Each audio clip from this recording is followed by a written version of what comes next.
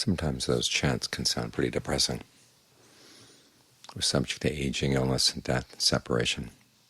The world is swept away, it does not endure.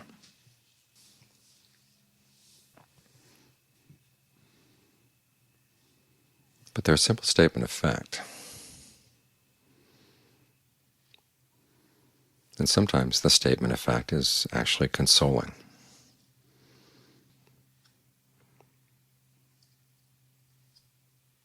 When we're suffering from aging, illness, death, or separation, it's good to be reminded that we're not the only ones. This is a fact of life for everyone. And it's good to face it squarely. The Buddha was like a doctor. You go to see the doctor, and the doctor asks, "Where does it hurt?" You're not accusing the doctor of being pessimistic.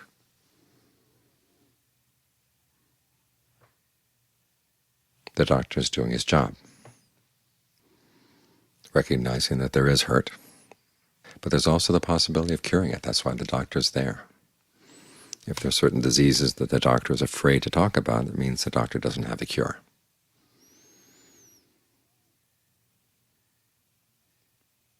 But the Buddha talks openly and freely about aging, illness, death, separation, all the various forms of stress and suffering, because he has a cure.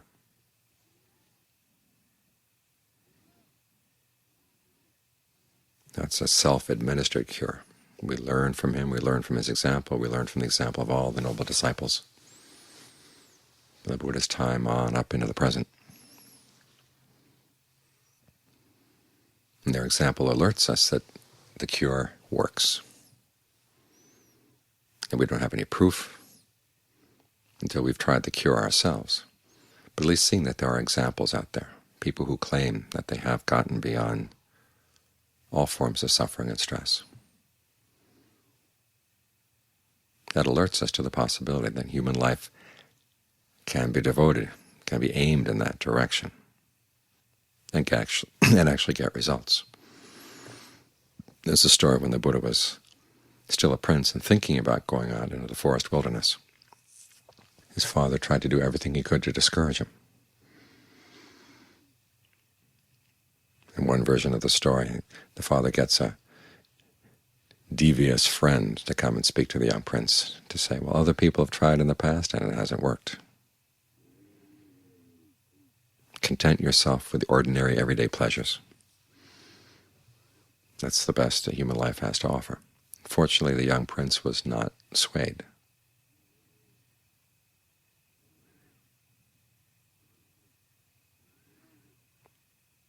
Went out and actually found the path to the end of suffering, but also found it was something that had to be done within the mind, because we suffer from our lack of skill in how we handle sights, sounds, smells, tastes, tactile sensations, all the thoughts of the mind. And no one else can make us skillful. They can show us by example that the skill can be mastered, and they can give us pointers, but we have to do the work ourselves.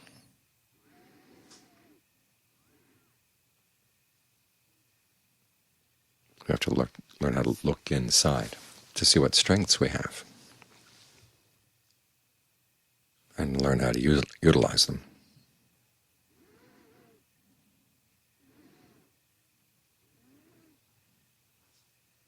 Realizing that one of our problems is delusion. This is why we need the teachings from the outside, from someone else, to alert us to what might go wrong. But we also need to be self-correcting.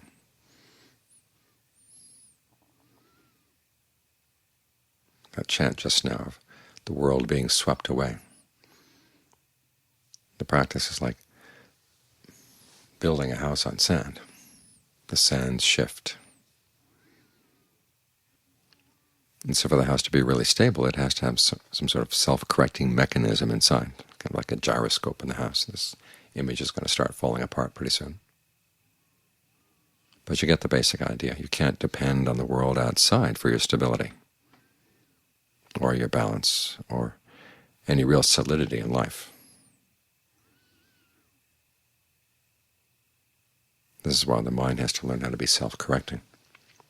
That's why evaluation is an important part of the meditation. We're working with the breath. It's not just a matter of in, out, in, out, in, out.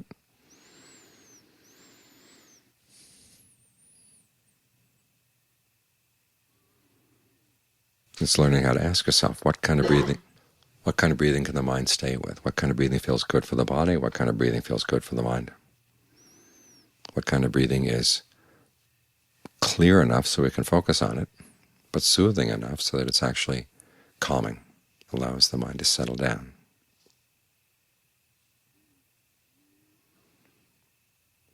Now once the breath feels good, what do you do with that good feeling?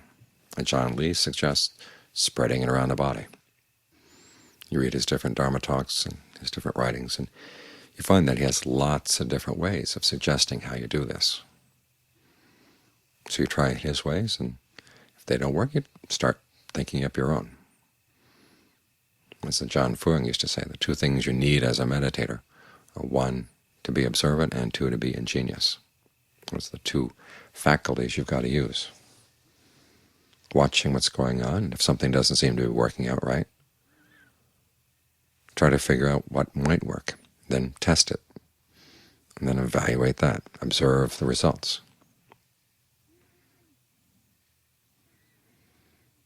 This way the mind becomes self-correcting.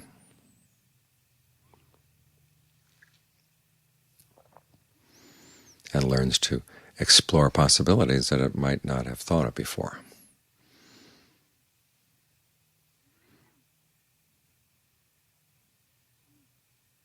As the Buddha said, there's the discernment that comes from listening, and there's the discernment that comes from thinking things through. But the discernment that really works in making a difference for the mind, allowing it to gain release from its suffering, is the discernment that comes from developing the qualities in the mind. And so the understanding you're going to gain as you work at the meditation is going to show you new possibilities that even the writings don't suggest.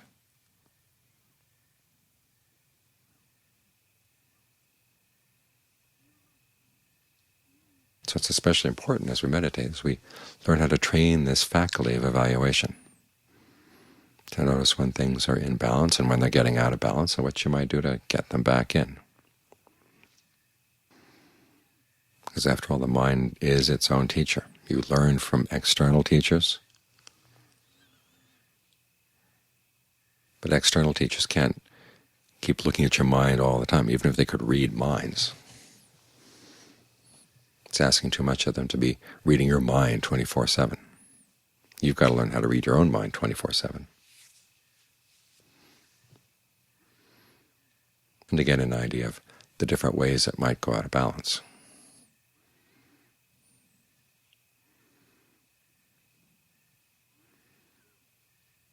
There's one passage where the Buddha compares the training of the mind to the work of a goldsmith. So the goldsmith has to time and again blow on the gold that he's put in the smelter. He has to sprinkle water on it time and again, and he has to evaluate it, watch it carefully, examine it. And it's a combination of these three things that gets the gold properly melted, properly purified, malleable, so you can make what he wants out of the gold. If you did just any one thing, just sprinkled water on it, the gold would never get melted. It would cool off too fast. If you just blew on it, the gold would burn up too fast. If you just looked at it, nothing would happen. So it's a balance of those three faculties, those three activities. In the same way when you're meditating, there are three themes you have to keep in mind. One is the theme of concentration, which would be any of the establishings of mindfulness, the body in and of itself, feelings in and of themselves, mind, mental qualities in and of themselves. For instance, right now when we're with the breath, you've got the body in the actual sensation of the breath, and then the feelings of pleasure and pain, or neither pleasure nor pain, that come from the way you deal with the breath. Then the various mind states that are either with the breath or wandering away. the questions you might want to ask about how your mind is going. You can observe that right here too. And then there are different mental qualities. Are you tied up in the hindrances, or actually developing the factors for awakening? And these factors for awakening, are they coming in a balanced way? All these things are the themes of concentration. You want to stay focused on these things. Make them your frame of reference. And just staying with the breath, if you could just do that, would not be enough. You need two other themes to think about. One is what the Buddha calls the theme of uplifting. In other words, energizing the mind, so that if it sees any unskillful qualities in the mind, it doesn't just sit there and watch them. It actually tries to figure out how to abandon them. If it sees anything lacking, how do you give rise to the skillful qualities that you need? You have to put effort and energy into this.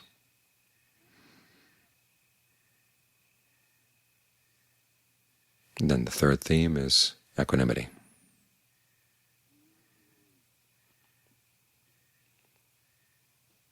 Which means being able to watch what's actually happening, watch your actions, watch the results, and learn how to be a reliable observer of what's actually happening. Now, any of these qualities, the Buddha said, if you do it just on its own, it doesn't get you anywhere. If you just stay with the concentration, it says you're going to fall into laziness. If you just stay with trying to energizing yourself, you get restless, worked up. And if you just stay with equanimity, you never really get into the proper concentration that would count as right concentration. Things just arise and pass away, and they just arise and pass away, and that's it. Nothing gets developed, nothing gets abandoned. You see things arise and pass away. You say, well, they do it on their own. I don't have to do anything. But they're going to keep on arising and passing away, and that doesn't get you past suffering.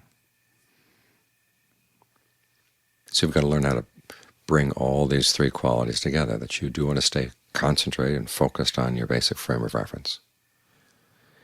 You want to energize yourself to do whatever activity is needed to get more and more skillful, and ferreting out unskillful states of mind and developing skillful ones, learning how to abandon whatever needs to be abandoned and to develop whatever needs to be developed.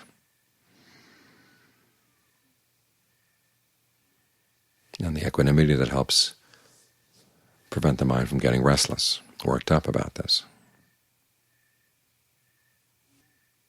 You've got to bring these into balance.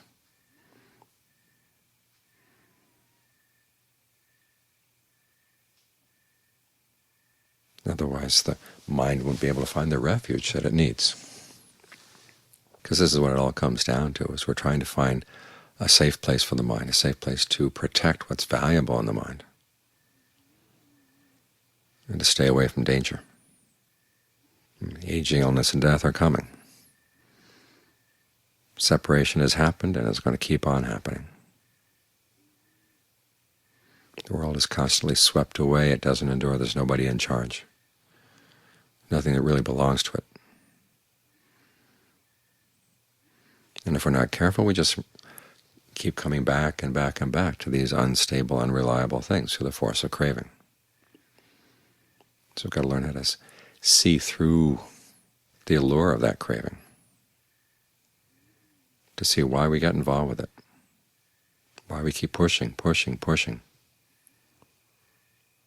things that are going to keep on disappointing. This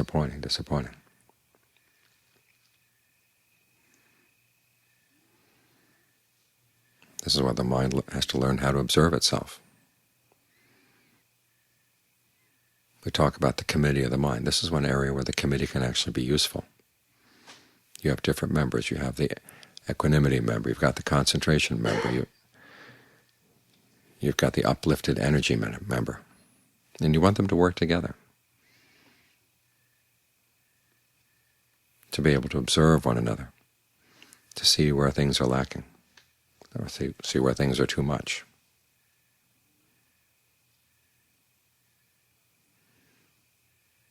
Can't depend on sort of a Johnny one-note kind of meditation where it's just equanimity or just stillness or just noting or just anything.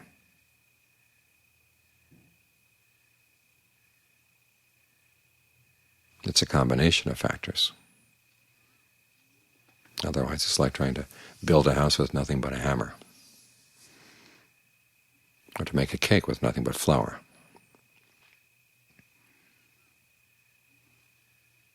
We don't get anywhere because a lot of the ingredients and a lot of the tools are missing.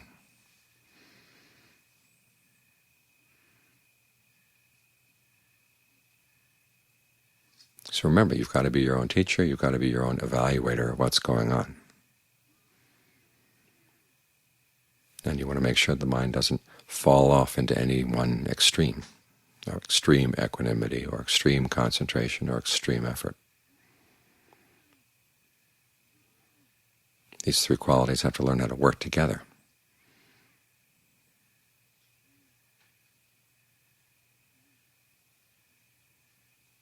For us to find the release and the refuge that we want and need.